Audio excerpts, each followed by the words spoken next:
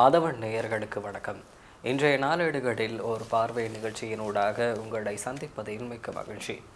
இன்றைய தினம் 19ஆம் தேதி ஜனவரி மாதம் 2022ஆம் ஆண்டு புதன்கிழமை. இன்றைய தினம் வெளியாகியுள்ள பத்திரிகைகளின் பிரதான செய்திகள் தொடர்பில் அவதானம் செலுத்துவோமாயின், முதலில் வீரகேசரி பத்திரிகையின் பிரதான செய்தியாக ஒத்துழைப்பு வழங்குங்கள், கொள்கை விளக்க உரையில் வடக்கு கிழக்கு மக்கள் பிரதிநிதிகளிடம் ஜனாதிபதி கோரிக்கை என்பதாக நேற்றைய தினம் இடம்பெற்ற நாடாளுமன்ற அமர்வு தொடர்பாகவே இன்றைய தினம் வெளியாகியுள்ள வீரகேசரி பத்திரிகையின் பிரதான செய்தியானது காணப்படுகிறது.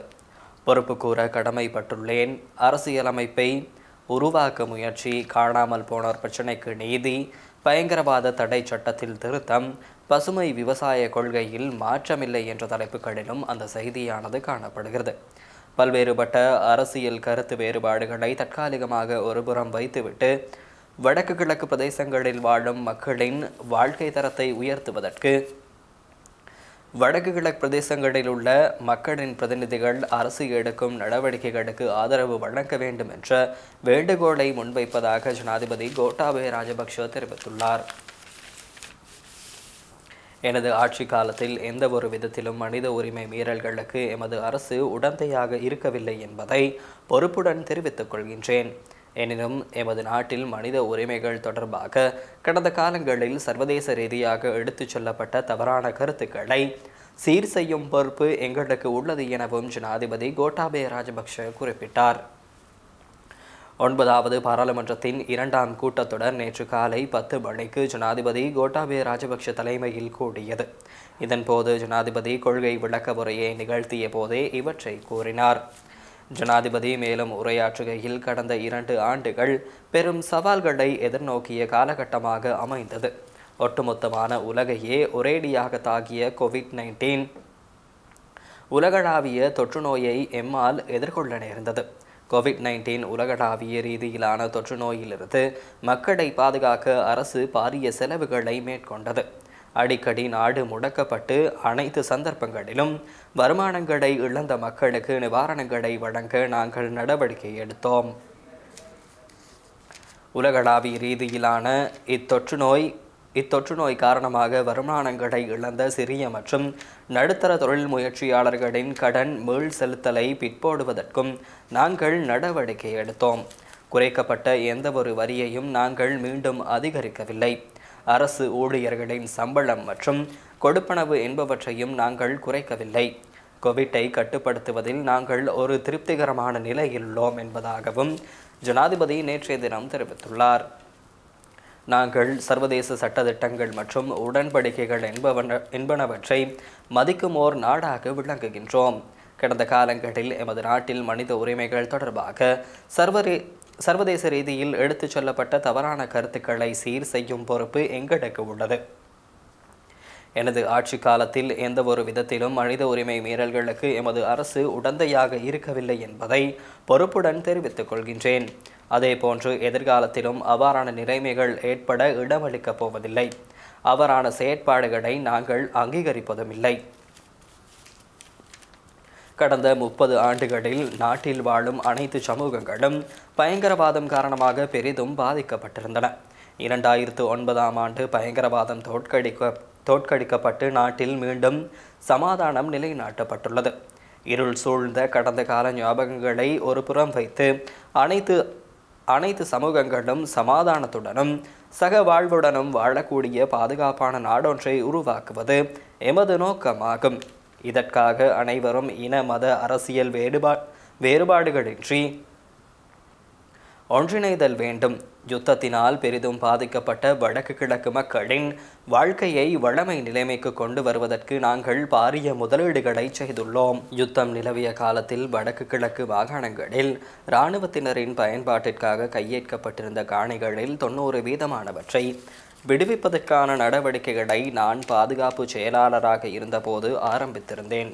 அந்த பிரதேசங்களின் பாதுகாப்பினை உறுதிப்படுத்தி அமைதியான சூழலொன்றை ஏற்படுத்த எம்மால் முடிந்துள்ளதனால் எதிர்வரும் நாட்களில் மீதியாக உள்ள காணிகளையும் விடுவிக்க எங்களுக்கு இயலும். அதேபோல் யுத்தத்தினால் காணாமல் போனவர்கள் தொடர்பான பிரச்சினை ஒரு தரப்பினருக்கு மாத்திரம் பொதுவானதல்ல. அனைவருக்கும் எம்மால் முடிந்தளவில் நீதி நியாயம் வழங்க நாங்கள் நடவடிக்கை எடுப்போம். நாங்கள் இனவாதத்தை நிராகரிக்கின்றோம். நாட்டில் வாழும் அனைத்து பிரஜைகளும் கௌரவத்துடன் வாழ்வதற்கும் அவர்களது அனைத்து உரிமைகளையும் பாதுகாப்பதற்கும் நாங்கள் நடவடிக்கை எடுத்து வருகின்றோம். இதனால் குறுகிய அரசியல் நோக்கங்கள் அடிப்படையில் மக்களை ஒருவர் மீது ஒருவரை ஏவி விடுவதை தற்போதாவது நிறுத்துமாறு அவ்வாறான அரசியல்வாதிகளிடம் வேண்டுகோள் விடுக்கின்றோம். நீண்டகால தடுப்பு காவலில் வைக்கப்பட்டிருந்த எல்டிடி செயற்பாட்டாளர் சிலருக்கு மன்னிப்பு வழங்கி அவர்களை விடுதலை செய்ய நான் கடந்த நாட்களில் நடவடிக்கை எடுத்திருந்தேன். அதேபோன்று 1978ஆம் ஆண்டு தொடக்கம் நடைமுறையில் இருக்கும் பயங்கரவாத தடை சட்டத்தில் காலத்திற்கு ஏற்ற வகையில் அதற்கான திருத்தங்களை கொண்டு வர நாங்கள் தயாராகவிருக்கின்றோம். அதேபோல் நாட்டின் இறைமை, தேசிய பாதுகாப்பு என்பனவற்றிற்கு முன்னுரிமை வழங்கும் அதேவேளை சர்வதேச சமூகத்தினரால் முன்வைக்கப்பட்டுள்ள அவதானிப்புகள் தொடர்பாக நியாயமான பிரதிபலிப்புகளை முன்வைப்பதற்கும் நாங்கள் தயாராக இருக்கின்றோம். நாங்கள் சுதந்திரமான தன்னாதிக்கமுள்ள ஒரு நாடாகும். வல்லரசுகளுக்கு இடையிலான மோதல்களில் சிக்குவதற்கு எமக்கு எத்தகைய தேவையும் கிடையாது. நாங்கள் எமது அயலவர்களை கௌரவிப்பதுடன் அனைத்து நாடுகளுடனும் நட்புறவை பேணுவது எமது கொள்கையாகும். யுத்தத்தினால் நீண்ட காலம் பாதிக்கப்பட்டிருந்த வடக்கு கிழக்கு மக்களுக்கு பொருளாதார பாதுகாப்பே முக்கிய தேவையாக உள்ளது. சிறுவர்களுக்கு சிறந்த கல்வி, இளைஞர் யுவதிகளுக்கு வேலை வாய்ப்புகள், சுய தொழில்களில் ஈடுபடுபவர்கள் மற்றும் தொழில் முயற்சியாளர்களுக்கு சிறந்த சந்தை வாய்ப்புகள், மக்களுக்கு சுத்தமான குடிநீர், விவசாய நடவடிக்கைகளுக்கான நீர்ப்பாசன வசதிகள், வாழ்வதற்கு தேவையான வீடுகள், வைத்தியசாலைகள், நெடுஞ்சாலைகள் உட்பட மேலும் பல அடிப்படை வசதிகள் அவர்களுக்கு தேவையாகவிருக்கிறது. அனைத்து சமூகத்தினருக்கும் எத்தகைய பாராபட்சமுமின்றி தேவையான அனைத்து வசதிகளையும் வழங்குவது நல்லிணக்கத்திற்கு அடிப்படையாக அமையும் என்பது அரசின் கொள்கையாகும். இதனால் இந்த பாராளுமன்றத்தை பிரதிநிதித்துவப்படுத்தும் வடக்கு கிழக்கு பிரதேசங்களில் உள்ள மக்களின் பிரதிநிதிகளிடம் நான் ஒரு வேண்டுகோளை விடுக்கின்றேன். பல்வேறுபட்ட அரசியல் கருத்து வேறுபாடுகளை தற்காலிகமாக ஒருபுறம் வைத்து உங்கள் பிரதேசங்களில் வாழும் மக்களின் வாழ்க்கை தரத்தை உயர்த்துவதற்கு அரசு எடுக்கும் நடவடிக்கைகளுக்கு நீங்கள் உங்களது ஆதரவினை வழங்க முன்வர வேண்டும் என்பதாகவும் நேற்றைய தினம் ஜனாதிபதியின் விசேட உரையில் அவர் தெரிவித்துள்ளார் என்பதாக அந்த செய்தியானது காணப்படுகிறது. இணைய செய்திகளாக ஜனாதிபதியுடனான தேநீர் விருந்துபசாரத்தை பகிஷ்கரித்த கூட்டமைப்பு ஐக்கிய மக்கள் சக்தியினரும் பங்கேற்கவில்லை என்பதாக ஓர் செய்தியும் காணப்படுகிறது. 9வது பாராளுமன்றத்தின் 2ஆம் கூட்டத்தொடர் நேற்று ஜனாதிபதி கோட்டாபய ராஜபக்ஷவினால் ஆரம்பித்து வைக்கப்பட்ட பின்னர் ஜனாதிபதியின் அழைப்பில் ஏற்பாடு செய்யப்பட்டிருந்த தேநீர் விருந்துபசார நிகழ்வில் தமிழ் தேசிய கூட்டமைப்பு, ஜேவிபி மற்றும் ஐக்கிய மக்கள் சக்தி உறுப்பினர்கள் கலந்து கொண்டிருக்கவில்லை. ஜனாதிபதியின் கொள்கை விளக்கவுரையில் பிரயோசனமான விடயங்கள் எதுவும் இல்லை எனவும் அவர்கள் விமர்சித்துள்ளனர்.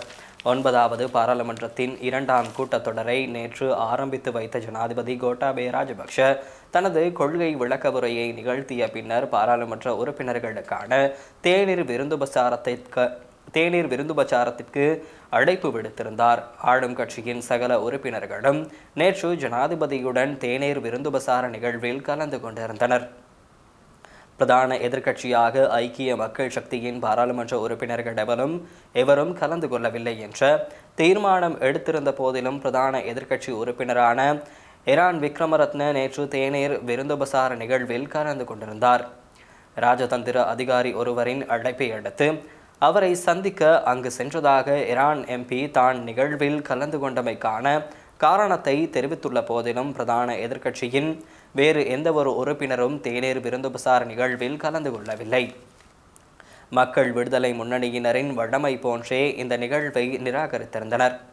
ஆனால் எதிர்க்கட்சியின் பக்கமிருந்து அரசாங்கத்தை ஆதரிக்கும் முஸ்லிம் பாராளுமன்ற உறுப்பினர்கள் மற்றும் குமார் வெல்கம எம்பி ஆகியோர் நேற்று விருந்துபசார நிகழ்வில் கலந்து கொண்டிருந்தமையை அவதானிக்க முடிந்தது என்பதாகவும் அந்த செய்தியானது காணப்படுகிறது.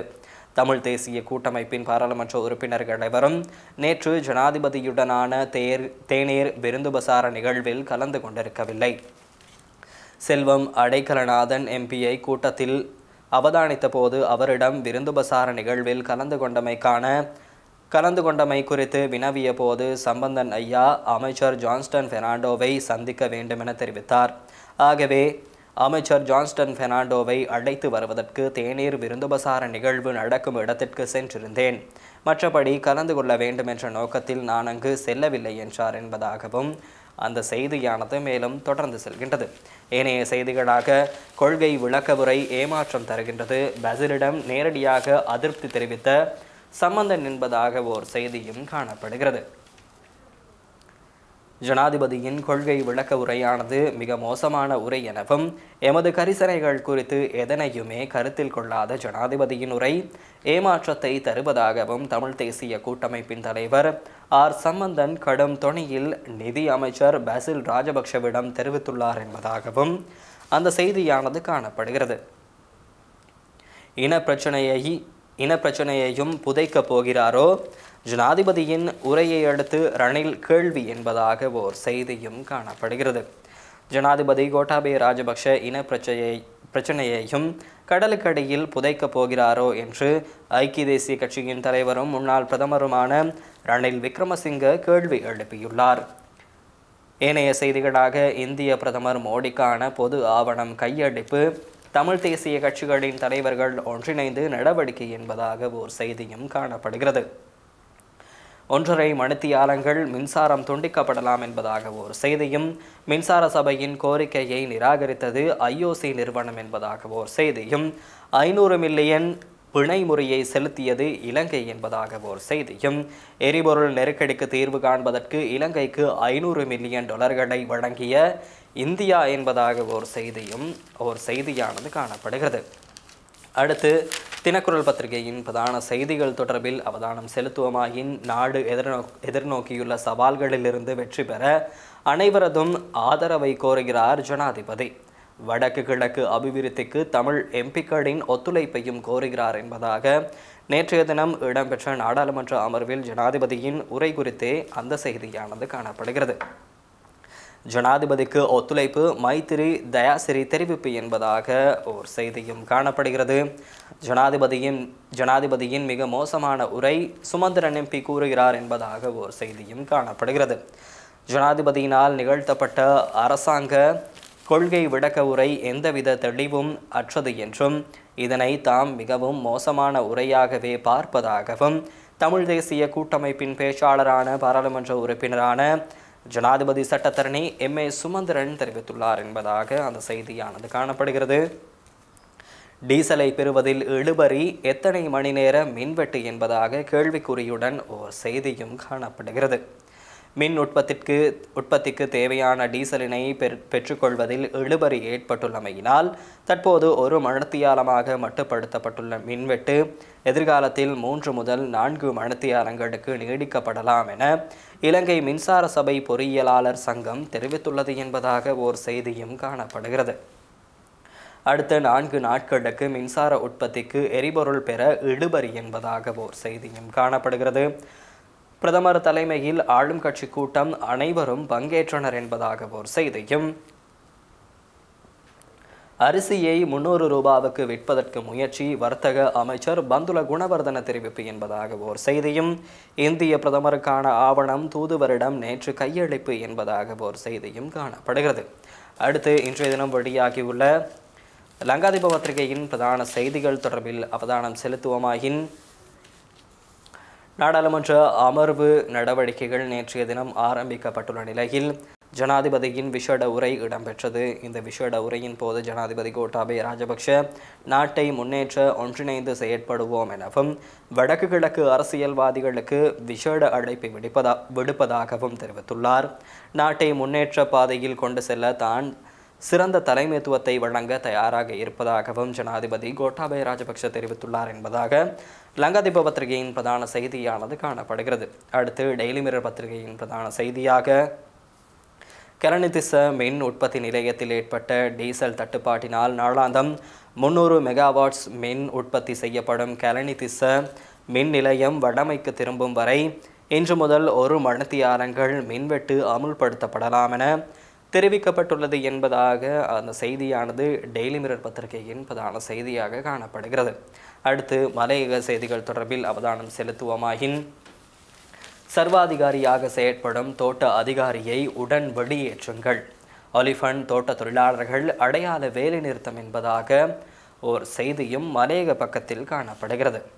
நுவரெலியா ஒலிஃபண்ட் தோட்ட நிர்வாகத்துக்கு எதிர்ப்பு தெரிவித்தும் தோட்ட அதிகாரி சர்வாதிகாரியாக செயற்படுவதாகவும், ஆகவே அவரை உடனடியாக மேற்படி தோட்டத்திலிருந்து வெளியேற்றுமாறும் வலியுறுத்தியும் தொழிலாளர்கள் நேற்று செவ்வாய்க்கிழமை அடையாள வேலைநிறுத்த போராட்டத்தில் ஈடுபட்டனர்.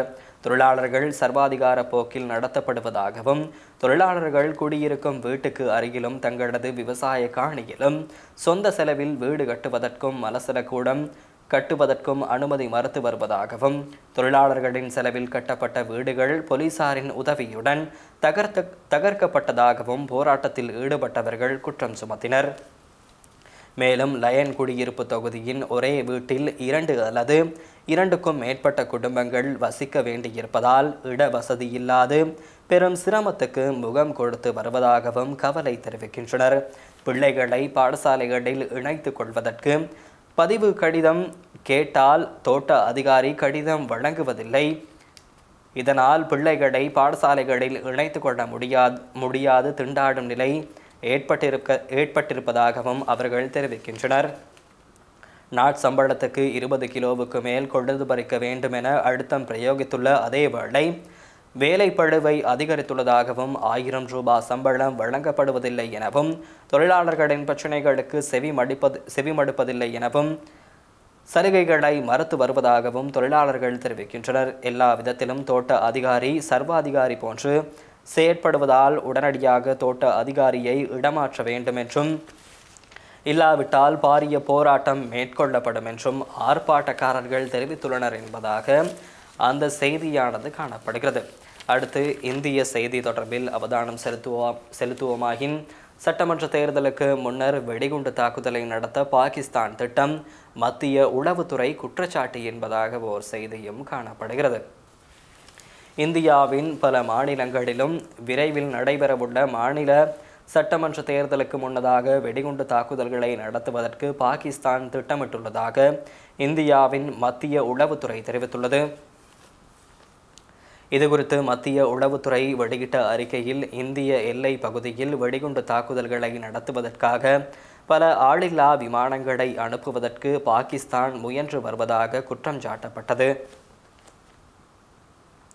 அபுதாபியில் நடத்தப்பட்ட தாக்குதலை போன்று இந்தியாவில் தாக்குதல் நடத்தினாலும் அவற்றிற்கு ஜெய்ஷ்-இ-முகமது, லஷ்கர்-இ-தொய்பா போன்ற தீவிரவாத அமைப்புகள் பொறுப்பேற்றுக் கொள்ளும் எனவும் கூறப்பட்டுள்ளது என்பதாக அந்த செய்தியானது காணப்படுகிறது.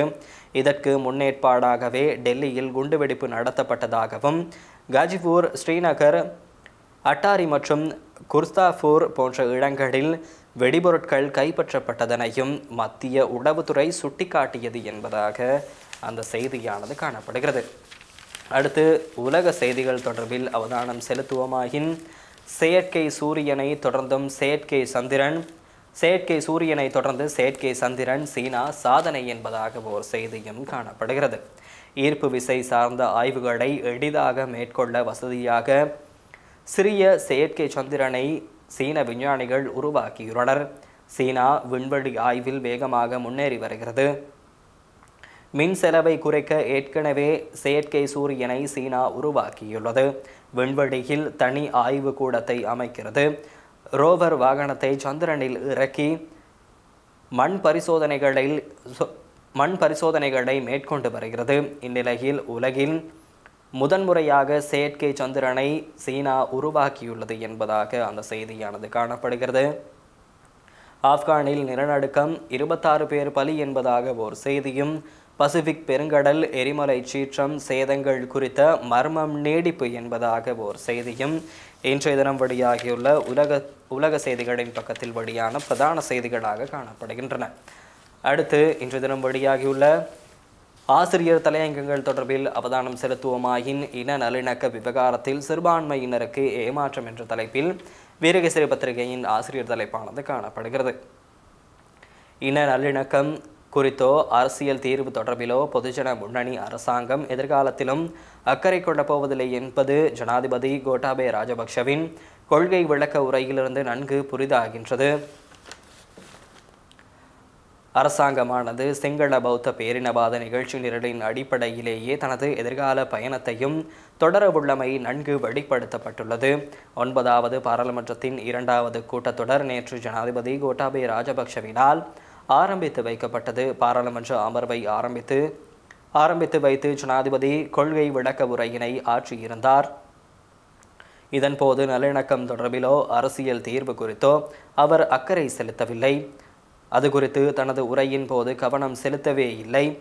அரசாங்கத்தின் எதிர்கால திட்டங்கள் தொடர்பில் அமைந்த அவரது இந்த உரையானது சிறுபான்மையின மக்களை பொறுத்தவரையில் ஏமாற்றம் தரும் விடயமாகவே அமைந்திருக்கின்றது. கொரோனா தொற்றினால் ஏற்பட்டுள்ள பொருளாதார நெருக்கடியிலிருந்து மீண்டு வருவதற்கு கட்சி பேதங்களின்றி அனைவரும் ஒன்றிணைந்து செயற்பட வேண்டியதன் அவசியத்தினை ஜனாதிபதி தனது உரையில் வலியுறுத்தியதுடன் தனது ஆட்சியில் மனித உரிமை மீறல்களுக்கு இடமில்லை எனவும் நாட்டில் தேசிய பாதுகாப்புக்கு எவ்வித பாதிப்பும் ஏற்படாது என்றும் குறிப்பிட்டிருந்தார் என்பதாக நேற்றைய தினம் இடம்பெற்ற நாடாளுமன்ற அமர்வு தொடர்பாகவும் ஜனாதிபதியின் விஷேட உரை தொடர்பாகவும் இன்றைய தினம் வெளியாகியுள்ள வீரகேசரி பத்திரிகையின் ஆசிரியர் தலைப்பானது காணப்படுகிறது.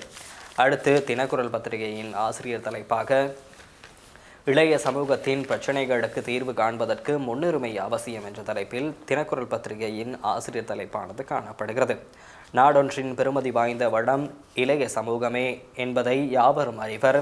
தேசம் ஒன்றின் எதிர்காலம் அதன் இளைஞர் சமூகத்தின் கரங்களிலேயே தங்கியிருக்கிறது என்றும் கூறுவார்கள். அத்துடன் பிரவாகம் எடுத்து பாயும் ஆற்றின் வேகத்துக்கு இளைஞர் யுவதிகளின் பலத்தை ஒப்பிடுவார்கள்.